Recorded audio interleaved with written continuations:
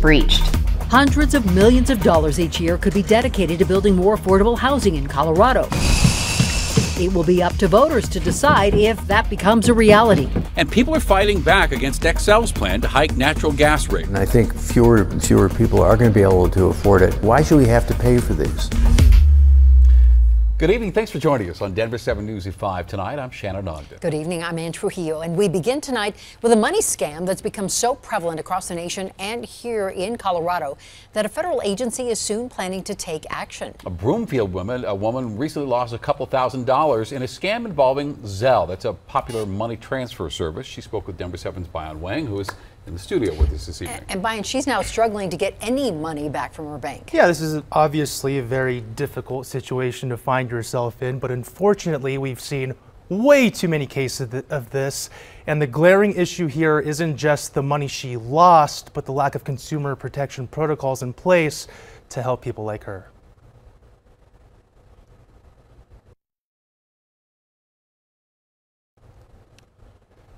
Unfortunately, we're having some technical difficulties, but essentially, she was scammed from a scammer who went into. This has really put a crimp in my finances.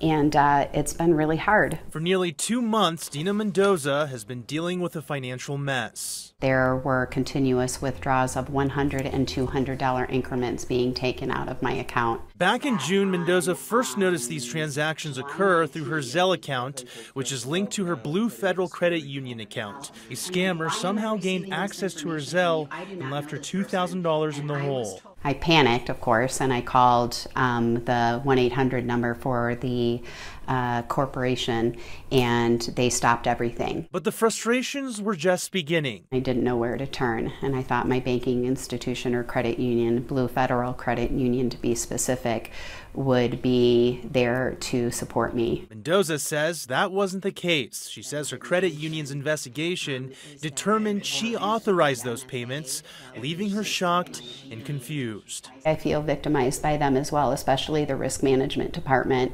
who inquired, and I felt very accused of being the culprit of this and then trying to get the money back. According to credit card processing expert Rajal Vora, Mendoza isn't the only one in this situation. The fraud rates in Zelle must be hitting through the roof now. People must be feeling the pinch. Vora points out that Zelle is a peer-to-peer service that isn't backed by the same protections that credit and debit cards have. The premise of this was not commerce, so nobody thought much about it to build any protection programs. So that's one of the reasons this is like a open-ended invitation for fraud. Mendoza feels like the way her credit union handled this matter was disappointing, especially after all the years she's been with them. I'm not getting the answers I feel I'm rightfully deserved in an institution I've been involved with or banking at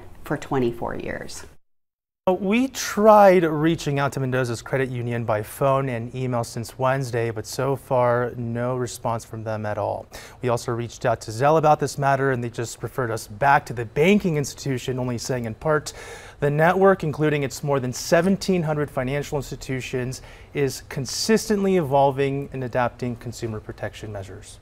So incredibly frustrating. Bayan, thank you. And going in depth now tonight, nearly 18 million Americans have been scammed while using money transfer apps like Zelle. Zelle is owned by Early Warning Services, LLC, and that company is owned by America's largest banking institutions. We're talking Bank of America, Capital One, JP Morgan Chase, PNC Bank, and Wells Fargo. And we reached out to Wells Fargo and Bank of America to ask how many of their customers have been scammed on Zelle and what percentage of those victims had their money returned, and neither bank answered our questions. Now, there may be some relief for consumers in the coming weeks. According to a recent report by the Wall Street Journal, the Consumer Financial Protection Bureau plans to create stricter rules that would push banks to repay more customers scammed through money transfer services. The government also wants to tighten rules around fraudulent money transfers seen within services like Zelle. If you have a story that you would like Contact Denver 7 to look into, you can email contact7@thedenverchannel.com. A man wanted by Aurora police is still on the run despite an hours-long standoff in Aurora home yesterday. And tonight it's unclear even if the man was ever at that house.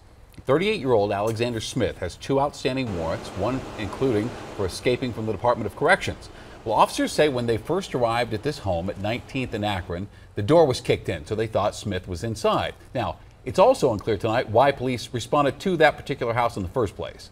Officers say they communicated with Smith on the phone, told him to get out of the house. 4 hours later, they entered the house and found Smith was not there.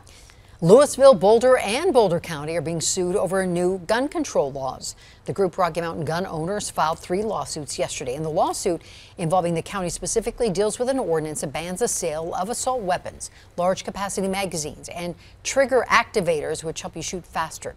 The group is already suing Superior over its gun control laws, which they consider unconstitutional. Well, more than 600 guns have been collected in Denver and Aurora through recent gun buyback events. City council members from both cities teamed up with Raw Tools and the Broncos to turn those guns into garden tools and jewelry. Data shows us that most guns used in crime are stolen from people who don't store them properly, either in their cars or in their homes. And sometimes that's because they have an unwanted firearm. We had a teenager, a 13-year-old, come in and bring in 2 firearms that he found while riding his bike on a bike path next to a middle school. The next gun buyback event is tomorrow at Living Water Christian Center in Aurora. So people dropping off guns will be given gift cards ranging from $50 to $250 depending on what they turn in. So you need to make sure the gun is unloaded and either in the back seat or in the trunk. Colorado voters will decide on an affordable housing measure this November. Initiative 108 will dedicate a portion of existing tax revenues and put it towards affordable housing projects. And those projects will be aimed at reducing rents and buying land for affordable housing development. So the group called Make Colorado Affordable collected all necessary signatures to qualify for the November ballot. And the group claims the designated funds would increase affordable housing stock by 3% each year and could lead to 170,000 affordable homes and rental units being built over the next 20 years. Now, over the next 2 weeks, the Public Utilities Commission is holding a hearing to consider Xcel Energy's request to raise rates. Denver 7's Megan Lopez tonight going deeper on why Xcel is asking for this hike and the pushback from customers.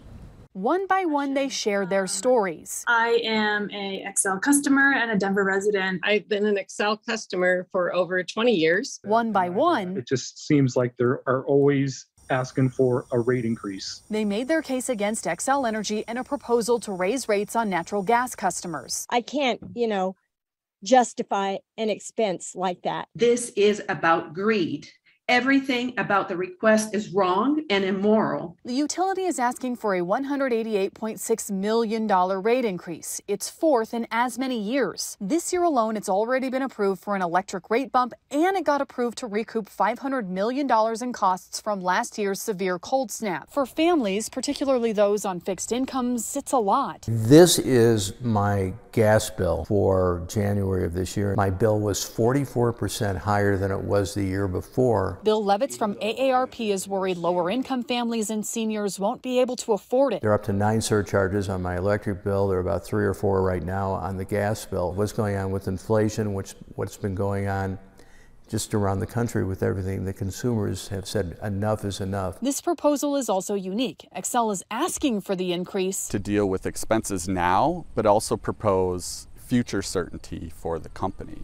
So this is really a concern because customers don't have that same future rate certainty. But Joe Pereira from the Colorado office of the utility advocate says the state is trying to move away from natural gas for a cleaner environment. So there's a large concern that investments made by the company today that will stay in the ground in 50 or 70 years will be obsolete in the coming decades, and yet customers will still have to pay for those assets. And both Joe and Bill say Xcel needs to have more skin in the game so that not all the expenses fall on the backs of customers. Xcel will get its say in the hearings next week. Megan Lopez, Denver 7. Well, I can definitely say that I'm very excited to finally have my license. It happens. More teens are hitting the road, and they have some stricter rules to follow when they're behind the wheel. It's a nerve-wracking thing when you have to let your child go into a car. A lot of showers on the radar, especially in the mountains. I'll show you which areas could see heavy rain and flooding this weekend. And just in time for football season, the price of chicken wings are hitting near pre-pandemic lows. We don't have to worry about, cutting hours, cutting labor.